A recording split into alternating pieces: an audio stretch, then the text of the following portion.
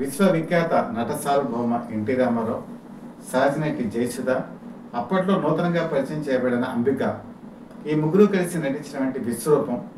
ఈ సినిమా గురించి విశేషాలు ఏమిటో మనం తెలుసుకుందాం. 1981 జూలై 25వ తేదీన ఈ విశ్వరూపం సినిమా ఆంధ్రప్రదేశ్ మొత్తం అంతా కూడా రిలీజ్ అయింది. ఆ రోజు యువతరాన్ని ఆకట్టుకున్నటువంటి చిత్రం ఈ విశ్వరూపం.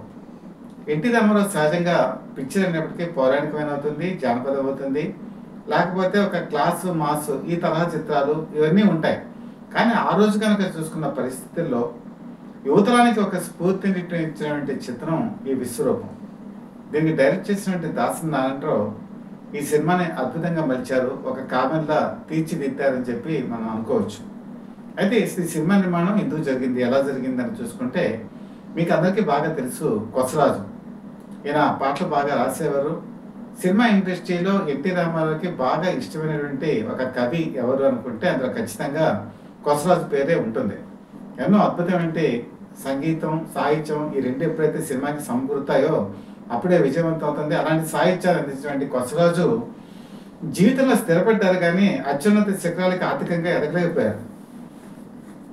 ఈ కొసరాజు రాఘవయ్య చౌదరి గారు ఎన్టీ రామారావుని కలిసి తన ఇబ్బందులన్నీ చెప్పుకొని ఒక సినిమా నాకు చేసి పెట్టండి అని చెప్పి అడిగినప్పుడు మరో ఆలోచనకి తావు లేకుండా ఎన్టీ రామారావు 1 సంవత్సరానికి ముందుగానే ఈ విశ్వరూపం సంబంధించినటువంటి కాల్ షీట్లన్నీ ఇచ్చేశారు. ఆ రోజుల్లో ఎన్టీ రామారావు ఎవరికైనా కాల్ షీట్లు ఇచ్చారంటే ఆ సినిమా ఖచ్చితంగా జరిగిపోయేది. ఎందుకంటే ఆంధ్రప్రదేశ్లో అప్పట్లో నవయుగ, లక్ష్మీ ఫిలిమ్స్ ఇలాంటివి ఏవైతే ఉన్నాయో ఎన్టీ రామారావు, అక్కినేని నాగేశ్వరరావు, కృష్ణ, సోహన్ బాబు, కృష్ణరాజు ఈ సినిమాలు ఎవరైతే ప్రొడ్యూసర్స్కి డేట్స్ ఇస్తారో వాళ్ళు పెట్టుబడి పెట్టేసేవాళ్ళు. ఆ పెట్టుబడి పెడితే మన జేబులో 100 రూపాయలు ఉన్నా లేకపోయినా కూడా సినిమా పూర్తి అయిపోయేది, బిజినెస్ కూడా అయిపోయేది, మినిమం గ్యారంటీ. కాబట్టి ఎన్టీ రామారావు ఎప్పుడైతే కొసరాజుకి ఇలా డేట్స్ ఇచ్చారని తెలియంగానే అందరూ కూడా ఆ సినిమాకి డిస్ట్రిబ్యూషన్కి సంబంధించిన రైట్స్ కొనుక్కోవడానికి ఎగబడ్డారు. అడ్వాన్స్గా అమౌంట్స్ కూడా చెల్లించేశారు. ఆ విధంగా ఈ సినిమా నిర్మాణం 45 లక్షల రూపాయలతో వ్యయంతో నిర్మితమైంది. దీనికి యాక్చువల్గా కొసరాజు రాఘవయ్య చౌదరి వాళ్ళ అబ్బాయి భానుప్రసాద్ అని ఈ సినిమాకి నిర్మాతగా వ్యవహరించారు. ఈ సినిమాకి డైరెక్టర్ దాసరి నారాయణరావు అనుకోగానే దాసరి నారాయణరావు ఎన్టీ రామారావుని ఎప్పుడు కూడా కొత్తదనంగా చూపించేవాడు. కాబట్టి ఈ సినిమా విషయంలో ఎన్టీ రామారావు దగ్గరికి వెళ్ళి దాసరి నారాయణరావు ఏ సబ్జెక్ట్ అయితే బాగుంటుందని సలహా అడిగినప్పుడు ఎన్టీ రామారావు ఒక విషయం చెప్పారు. 1975 తర్వాత ఎమర్జెన్సీ 70 ముగిసిపోయింది. మొత్తం భారతదేశం అంతా కనుక చూసుకుంటే నిరుద్యోగం అనేది బాగా తాండవిస్తుంది. యువతరాన్ని పట్టి పీడిస్తున్నటువంటి సమస్యలు ఎన్నో ఉన్నాయి. ముఖ్యంగా ఎడ్యుకేషన్ సిస్టమ్ వచ్చేప్పటికీ ఎడ్యుకేషన్ సిస్టంలో చదువుకున్న వాళ్ళు కూడా ఉద్యోగాల్లో రాణించలేని పరిస్థితికి ఆ రోజుల్లో కూడా ఉంది. ఇవన్నీ ఎన్టీ రామారావు గ్రహిస్తున్నారు. ఆయన ఏం చెప్పారంటే, యువతరానికి సందేశాన్ని ఇచ్చే చిత్రాన్ని మీరు తీయండి, నేను అందులో నటిస్తాను. కాకపోతే కేవలం సందేశాత్మక చిత్రం కనుక చేస్తే కొసరాజు లాంటి నిర్మాతలకు ఇబ్బంది అవుతుంది, కాబట్టి మాస్ ఎలిమెంట్స్ కూడా ఉండాలి అని చెప్పి చెప్పడంతో ఆయన ఈ సినిమా కథకి ఉపక్రమించారు. ఈ సినిమా కథని ఒక కొలిక్కి తీసుకొచ్చారు. అప్పట్లోనే యువతరం కదిలిందని చెప్పి మాధవ రంగారావు ఇందులో నటించారు. ఆ సినిమా కూడా అప్పట్లో బాగా విజయవంతమైంది. కాబట్టి ఆ సినిమా స్ఫూర్తి కూడా ఇందులో ఉంది అని చెప్పచ్చు మనం. అయితే ఇక్కడ ఫస్ట్ ఈ సినిమాకి పేరు ఏమనుకున్నారంటే యువకులారా లేవండి అని చెప్పేసి టైటిల్ అనుకున్నారు. అసలు టైటిల్ ఆ విధంగా అనుకుని ఈ సినిమా నిర్మాణం జరిగింది. ఇందులో ప్రొఫెసర్ విశ్వంగా ఎన్టీ రామారావు నటించారు. ఇందులో కనుక మనం చూసుకుంటే ఓ పక్కనేమో ఫస్ట్ పార్ట్ కనుక చూసుకుంటే ఆయన విశ్వం మాస్టర్గా ఒక క్లాస్ తరహాలో ఉంటారు. సెకండ్ హాఫ్ వచ్చేప్పటికి రౌడీ చిట్టిగా మాస్ ఎలిమెంట్స్ ఉన్నటువంటి పాత్రని ఈయన ధరించారు. అయితే ఈ సినిమాకి యువతరానికి ప్రతినిధిగా ఒక వ్యక్తి ఉండాలి, అతను ఎన్టీ రామారావుతో ధీటుగా ఉండాలి, ఎవరు బాగుంటారు అని చెప్పి దాసనారాయణరావు ఆలోచించినప్పుడు ఈశ్వరరావు ఈయన్ని సెలెక్ట్ చేసుకోవడం జరిగింది. ఒక విధంగా స్వర్గం నరకం ఈ సినిమా ఇప్పటికి రిలీజ్ అయ్యి 50 సంవత్సరాలు పూర్తయింది. ఇందులో ఇద్దరు హీరోలు, ఒకళ్ళేమో ఈశ్వర్రావు, ఒకళ్ళేమో మోహన్ బాబు. అప్పటికి మోహన్ బాబు మంచి తారాపదానికి చేరుకున్నారు. ఈశ్వర్రావు ఆశించినంత స్థాయిలో వెళ్ళలేకపోతున్నారు. యాక్చువల్గా ఈ స్వర్గం నరకం సినిమాలో ఎక్కువ మార్కులు ఈశ్వర్రావుకి పడ్డాయి. చాలా మంది ఒక కొత్త నటుడు ఈ సినిమా ద్వారా పరిచయం అయ్యాడు, బాగా పైకి వెళ్తాడు అనుకుంటే ఈశ్వర్రావు అంత స్థాయిలో వెళ్ళలేకపోయారని మనం చెప్పొచ్చు. కానీ ఈ సినిమాలో మాత్రం ఆయన నటన హైలైట్. ఎన్టీ రామారావుకి ఒక ప్రొఫెసర్గా ఆయన ఉన్నప్పుడు యువతరానికి ప్రతినిధిగా ఈశ్వర్రావు చేసినటువంటి డైలాగ్స్ కానీ యాక్షన్ కానీ ఈ సినిమాని రక్తి కట్టిస్తుంది. అయితే ఇక్కడ మరి హీరోయిన్ విషయానికి వచ్చేప్పటికి నూతన తారని పరిచయం చేశారు అంబిక. ఈవిడ కేరళ నుంచి వచ్చారు. అంతకుముందు కనుక చూసుకుంటే అద్దాల మేడ అనేటువంటి సినిమాలో ఈవిడ దాసనారాయణ డైరెక్షన్లో నటించారు. యాక్చువల్గా ఈ సినిమా ఆవిడకి 3వ సినిమా, కానీ రిలీజ్ పరంగా కనుక చూసుకుంటే ఇదే మొట్టమొదటి చిత్రం అయింది. అప్పట్లో మరి మెయిన్ హీరోయిన్ ఎవరు పెట్టాలి అని చెప్పి ఆలోచిస్తున్నప్పుడు శ్రీదేవి పేరు అందరూ అనుకుంటేగానే మొట్టమొదట ఆ పేరే వచ్చింది. వెళ్ళి శ్రీదేవిని కన్సల్ట్ చేశారు కూడా. శ్రీదేవి అప్పటికి హిందీలో బాగా బిజీ అయిపోయారు.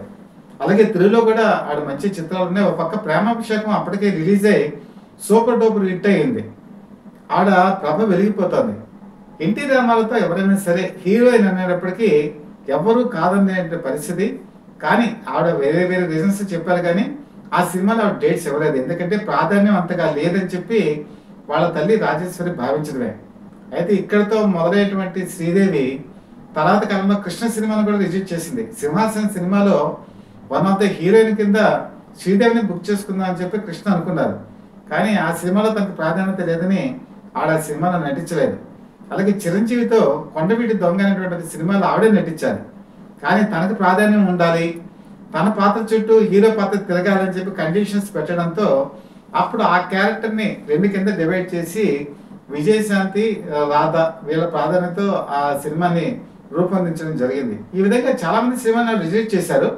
అందులో మొట్టమొదటి సినిమా ఈ విశ్వరూపం అని కూడా మనం అనుకోవచ్చు.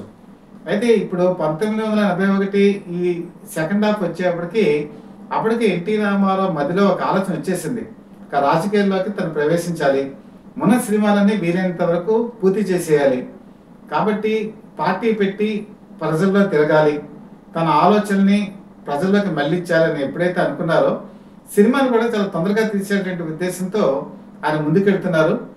ముందుకెళ్తున్నటువంటి తరుణంలో ఈ యువకులారా లేవండి అని చెప్పి ఈ టైటిల్ అనుకున్నప్పుడు ఎన్టీ రామారావు ఒక రోజు షూటింగ్లో ఉన్నప్పుడు దాసనారాయణతో చెప్పారు, బ్రదర్ సినిమా బాగుంది, కథ బాగుంది, సబ్జెక్ట్ బాగా పెడుతుంది, షూటింగ్ కూడా సజావుగా జరుగుతుంది, కానీ నా మనసుకి ఎందుకో ఈ యువకులారా లేవండి అనేటువంటి పాత్ర ఈ టైటిల్లో నాకు అంత బాగుండలేదు, ఏదైనా మారిస్తే బాగుంటుందా అని చెప్పేసి ఆయన అడిగారు. దానికి దాసనారాయణరావు కూడా ఆలోచించారు, నిజమే కదా ఇది చెప్పింది, కొంచెం వేరే సబ్జెక్టు వేరే టైటిల్ ఉంటే బాగుంటుంది అని చెప్పేసి ఈ విశ్వరూపం అనేటువంటి టైటిల్కి ఆయన వెతికారు. కాకపోతే అప్పటికే పద్మాలయ బ్యానర్ వాళ్ళు ఈ విశ్వరూపం సబ్జెక్టుని టైటిల్గా వాళ్ళు సెలెక్ట్ చేసుకుని రిజిస్టర్ కూడా చేశారు ఫిల్మ్ ఛాంబర్లో. దాంతో జి హనుమంతరావు, ఆదిశేషర్ రావు వీళ్ళిద్దరూ కూడా కృష్ణకి సోదరులు. వీళ్ళని వెళ్ళి అడిగారు, మాకు ఈ టైటిల్ కావాలి, ఈ సినిమాకు ఉపయోగపడుతుంది అన్నప్పుడు కూడా వీళ్ళిద్దరూ కూడా అనంతమ్మ కూడా కృష్ణ దగ్గరికి వెళ్ళి ఈ విషయాన్ని చెప్పారు. కృష్ణ కూడా మనస్ఫూర్తిగా ఎన్టీ రామారావు అంటే అప్పట్లో అభిప్రాయ భేదాలు తొలగిపోయాయి. అంతకుముందు అల్లూరి సీతారామరాజు, కురుక్షేత్రం ఈ అగాధం ఎప్పుడైతే ఉందో దాదాపు వాళ్ళు చాలా కాలం పాటు మాట్లాడుకోవడం మానేశారు. కానీ సర్దార్ పాపారాయుడు సినిమా రిలీజ్ అయిన తర్వాత ఎన్టీ రామారావు అల్లూరి సీతారామరాజు సినిమా తీద్దాం అనుకుని అలాగే పరుచూరు ప్రదర్శన కన్సల్ట్ చేసినప్పుడు ఒకసారి కృష్ణ అల్లూరి సీతారామరాజు సినిమా చూడండి అనటంతో కృష్ణతో వాణి స్టూడియోలో మాట్లాడి ప్రివ్యూ చూసి చాలా బాగుంది బ్రదర్, నేనైతే ఈ సినిమా మళ్ళీ తీయక్కలేదని ఎప్పుడైతే చెప్పారో అప్పుడు వాళ్ళిద్దరి మధ్య ఒక మంచి రిలేషన్ ఏర్పడింది. అంటే తెలుగుదేశం పార్టీ పెట్టడానికి ముందు ఇంకా మరి ఎన్టీ రామారావుకి అజాత శత్రువే. ఒక పక్క నక్కేనేని నాగేశ్వరరావుతో మంచి సత్సంబంధాలు ఏర్పడ్డాయి, ఒక పక్క కృష్ణతో కూడా మంచి సంబంధాలు ఏర్పడ్డాయి. పద్మలయ వాళ్ళు అడిగిన వెంటనే ఆ టైటిల్ని ఇచ్చేశారు. ఈ విశ్వరూపం ఈ టైటిల్ కూడా ఈ కథకి బాగా సమకూరింది. అయితే ఈ సెకండ్ హాఫ్ వచ్చేప్పటికి ఈ రౌడీ చిట్టి తర్వాత చుక్క ఈ క్యారెక్టర్కి మనం శ్రీదేవిని అనుకున్నాం కదా, రిజెక్ట్ చేసింది. కాబట్టి అప్పట్లో మరి ఆల్టర్నేటివ్ ఎవరు అంటే మరి తెలుగు పరిశ్రమలో ఆ రోజు నెంబర్ 1 స్థానం జయసుధే సంపాదించింది. జయసుధ ఇందులో మెయిన్ లీడ్ హీరోయిన్ రోల్ చేసింది. అయితే ఇక్కడ టిపికల్ ఏంటంటే సెకండ్ హాఫ్లో వచ్చేటువంటి రౌడీ చిట్టి క్యారెక్టర్ చాలా మాస్ ఎలిమెంట్స్ ఉంటాయి. ఒక పక్క ఫస్ట్ హాఫ్లో విశ్వం క్లాస్ ఎలా ఉంటుందో ఎన్టీ రామారావు సెకండ్ షేడ్ మాస్ని అట్రాక్ట్ చేసుకునే ఫైట్స్, అలాగే అలా అనుకుంటే పాటలు, ఇవన్నీ కూడా సహజనటి జయసుధ చాలా అద్భుతంగా ఒక మాస్ హీరోయిన్గా ఆవిడ నటించారు, బాగా మెప్పించారు కూడా. ఇందులో కీచు కీచు పెట్టి ఆ నేలకేసి కొట్టాన పాట అయితే పూర్తిగా మాస్ తరహాలో ఉంటుంది. వాళ్ళిద్దరూ కూడా అందులో అద్భుతంగా నటించారు. మీకు అందరికీ బాగా గుర్తుండే ఉంటుంది, నూటికో కోటికో ఒక్కరు ఎప్పుడో ఎక్కడో పుడతారు, మా దేవుడి మీరే మాస్టర్ అని చెప్పేసి ఈ విశ్వం ప్రొఫెసర్ ఎవరైతే ఉన్నారో ఆయన్ని పొగుడుతూ మరి అందరూ పాడేటువంటి ఈ పాట ఇప్పటికీ కూడా చాలామంది మరి వాళ్ళ మనసులో తలపుకు వస్తూ ఉంటుంది. ఈ పాట మారుమోగుతూ ఉంటుంది. నాకు తెలిసినంత వరకు 1981 నుంచి చాలా యూనివర్సిటీస్లోను కాలేజెస్లోను గురు పూజ దినోత్సవాల రోజును ఈ పాటను తప్పనిసరిగా వాళ్ళు ప్లే చేసేవాళ్ళు. తర్వాత మీకు చాలా కార్యక్రమాల్లో కూడా ఈ పాట అప్పట్లో వినిపించేది. కాబట్టి ఈ పాట మాత్రం ఆ సినిమాకి హైలైట్ అని చెప్పుకోవచ్చు. ఇక్కడ ఫస్ట్ హాఫ్ కనుక చూసుకుంటే యువతని వాళ్ళు క్యాంపస్ సెంటర్స్లోనూ లేకపోతే కాలేజీల్లోనూ యూనివర్సిటీస్లోనూ వాళ్ళు ఎలా పడుకుంటున్నారు, ఒక రాజకీయ పరంగా వాళ్ళు ఏ విధంగా లోబడిపోతున్నారు, అలాంటి యువతని ఒక స్ఫూర్తినిచ్చి సామాజిక స్పృహతో ముందుకు తీసుకెళ్ళి వాళ్ళు గనక ఏదైనా సరే సాధించగలరు అని చెప్పేసి చూపించేటువంటి ప్రథమార్థం మాత్రం ఈ సినిమాకి హైలైట్. ఇందులో మున్సిపల్ చైర్మన్గా ఎన్టీ రామారావు పోటీ చేసినప్పుడు ఆయన గెలిచేటువంటి తీరు, యువకులు మద్దతు ఇచ్చేటువంటి తీరు ఆ రోజు ప్రేక్షకుల్ని బాగా ఆకట్టుకుంది. అన్నారావు గున్నారావు ఈ రెండు కూడా విలన్ క్యారెక్టర్స్. ఇందులో కనుక చూసుకుంటే రావు గోపాలరావు, సత్యనారాయణ సహసిద్ధంగా చాలా అద్భుతంగా నటించారు. అలాగే తమకు అడ్డు వస్తున్నాడు అని చెప్పేసి విశ్వం మాస్టర్ని చంపేటటువంటి సీన్స్ ఈ సినిమాలో చాలా కదిలించేస్తాయి. ఎన్టీ రామారావు నటన మనం ముందుగానే అనుకున్నాం, మనుషులంతా ఒకటేలో ఎలాగని మరణించే తీరు అద్భుతంగా దాసనాథరావు చిత్రీకరించారు. ఇందులో కూడా ఇంటర్వెల్కి ముందు విశ్వం మాస్టర్ చనిపోయేటువంటి దృశ్యాలు ఆ రోజు ప్రేక్షకుల కంటిలో నీరుని తెప్పించాయి. సెకండ్ హాఫ్ వచ్చేప్పటికి ఆ విశ్వం మాస్టర్ ప్రేతాత్మ ఈ రౌడీ చిట్టులోకి ప్రవేశించి అతను ఒక ప్రొఫెసర్ విశ్వంగా మారి అక్కడ డ్యామ్ కట్టేటువంటి తరహాలో యువతని ఎలాగ ఉపయోగించుకున్నారు, వరద నీరు ముంచెత్తకుండా ఎలాగ సామాజిక స్పృహతో యువతను ముందుకెళ్ళింది ఈ సినిమాలో చాలా క్లియర్ కట్గా చూపడం జరిగింది. ఇందులో ఆయన మళ్ళీ సెకండ్ షేడ్స్ కూడా చూపిస్తారు ఎన్టీ రామారావు. అది చాలా వినూత్న తరహాలో ఉంటుంది. మనసు చాలదు మమత చాలదు అని చెప్పి అబ్బికతో పాడేటువంటి ఆ పాట కూడా ప్రేక్షకుని బాగా ఆకట్టుకుంటుంది. ముఖ్యంగా ఆయన నటించిన తీరు, నడవడిక, లేకపోతే ఒక ప్రొఫెసర్గా ఆయన అభినయం, ఇవన్నీ కూడా ఆ రోజు యువకులు చాలామంది థియేటర్లకు రప్పించింది. చాలామంది నేర్చుకున్నారు కూడా. అంటే మనం చదువు ఎలా చదువుకోవాలి, సామాజిక స్పృహకి ఏ విధంగా తీసుకెళ్ళాలి, ఒక రాజకీయ పార్టీది మంచిది ఏది సెలెక్ట్ చేసుకోవాలి, ఇది ఆ సినిమాలో వాళ్ళు చూపించారు. నిజంగా అదే జరిగింది. 1982లో తెలుగుదేశం పార్టీ స్థాపించినప్పుడు యువతరం అంతా కూడా మరి తెలుగుదేశం పార్టీ వెంటే నడిచింది. అప్పటికి 35 సంవత్సరాలు పాలించినటువంటి కాంగ్రెస్ పార్టీ పునాదుల్ని పెకిలించేయడానికి యువతరం అనేది ముందుకు కదిలింది. విధంగా చెప్పాలంటే విశ్వరూపం ఒక విధంగా దానికి ప్రేరణ అనుకోవచ్చు. 45 లక్షల రూపాయలతో నిర్మితమైనటువంటి ఈ సినిమా కొసరాజుకి కుటుంబానికి ఒక లైఫ్ ఇచ్చింది. కలెక్షన్స్ వర్షమే కురిసింది. విడుదలైనటువంటి ప్రతి సెంటర్లో కూడా అద్భుత విజయం సాధించింది. కమర్షియల్గా హిట్ అనిపించుకుంది. అయితే ఇక్కడ కనుక మనం చూసుకుంటే ఎన్టీ రామారావు ఆయన రాజకీయ జీవితంలోకి తొలి పునాది, తొలి ఆలోచనలు దాసనారాయణ సినిమాలోనే పడింది.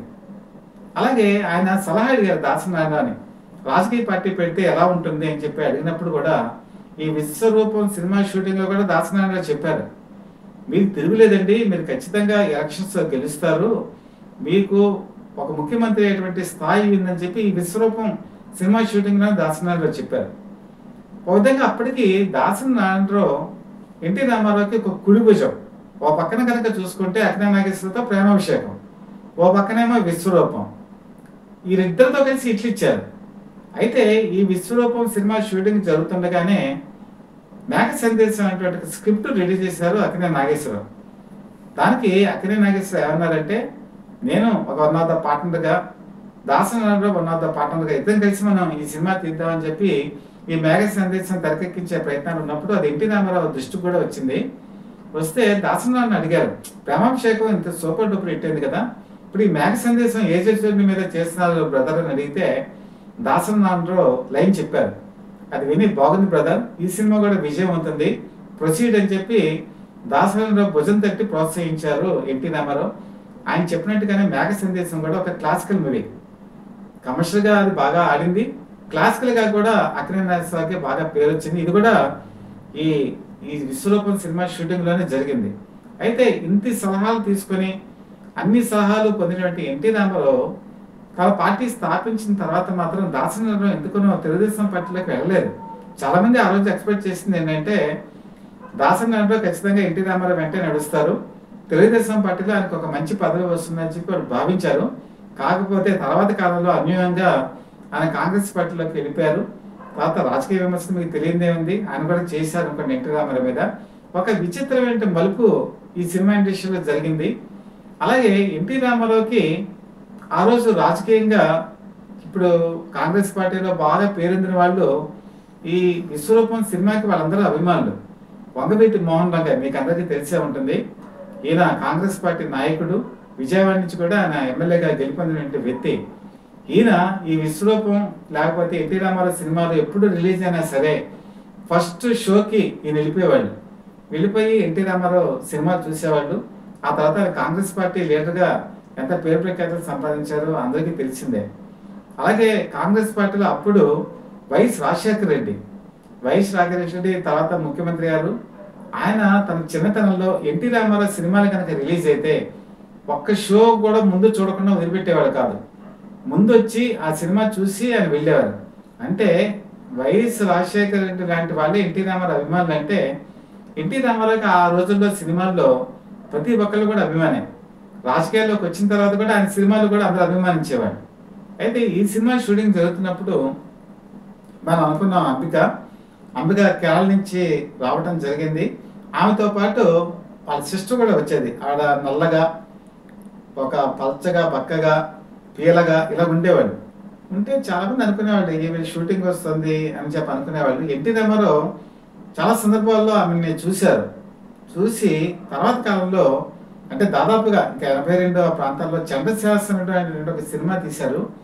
ఆ చండశాసనుడిలో ఆ అమ్మాయిని హీరోయిన్గా బుక్ చేశారు, అంబిక చెల్లెల్ని. అంబిక చెల్లెలి ఆ తర్వాత రాధ హీరోయిన్గా ఎన్టీ రామారావుతో కలిసి నటించారు. ఆ రోజుల్లో ఇండస్ట్రీ అనుకున్నది ఏంటంటే అంబిక చాలా పైకి వస్తారు, ఎందుకంటే ఆవిడ ఫేస్ బాగుంటుంది, తర్వాత నటన బాగుంటుంది, అట్రాక్టివ్గా ఉంటారు, కాబట్టి ఆవిడ పైకి వస్తారని చెప్పి నారాయణరావు ఎన్టీ రామారావు సహా అందరూ అనుకున్నారు. రాధ అంత బాగా పైకి రాదేమో అని చెప్పి చాలామంది అనుకున్నా ఎన్టీ రామారావు మాత్రం ఆవిడ మీద నమ్మకం ఉంచారు. ఎప్పటికైనా తన సినిమాల్లో ఆవిడ నటిస్తుంది అనుకున్నారు, అలాగే బుక్ చేశారు కూడా. చంద్రశాస్త్రుడి సినిమా తర్వాత రాధ 21 చిత్రాల్లో బుక్ అయ్యారు. మీకు అందరికీ తెలిసిందే, దాదాపు దశాబ్ద కాలం పాటు తెలుగు సినిమాని ఏలారు. ఆ విధంగా రామారావు ఏదైతే నిశ్చితంగా ఆలోచించారో ఆ విధంగానే హీరోయిన్గా పైకొచ్చారు రాధ. కాబట్టి ఆ పునాది పడింది కూడా ఈ విశ్వరూపం సినిమాలోని. తర్వాత అంబిక చాలా సినిమాలో నటించారు అనుకోండి, కానీ ఆశించినంత స్థాయి విజయాన్ని అందుకోలేకపోయారు. ఈ విధంగా ఒక రచయితకి లైఫ్ ఇచ్చింది విశ్వరూపం. అలాగే ఒక కొత్త తారని ఎంపిక చేసుకుని ఆవిడకి సక్సెస్ ఇచ్చింది అంబిక్కి విశ్వరూపం.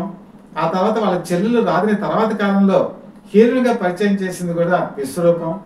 అలాగే ఈశ్వరరావు లాంటి నటుడికి మరొక అవకాశం ఇచ్చినా ఆయన దాన్ని అందుకోలేకపోయారు. అది కూడా ఈ విశ్వరూపంతోనే జరిగింది. ముఖ్యంగా ఆ రోజు ఉద్యోగం, నిరుద్యోగం, యువతని పట్టి పీడించే అంశాలు, పట్టుదలతో వాళ్ళు ముందుకెళ్ళి ఎలాగ విజయం సాధించాలని ఈ సినిమాలు ఎప్పుడైతే చూపించారో ఇది ఇప్పటికీ కూడా ఒక క్లాసికల్ మూవీనే.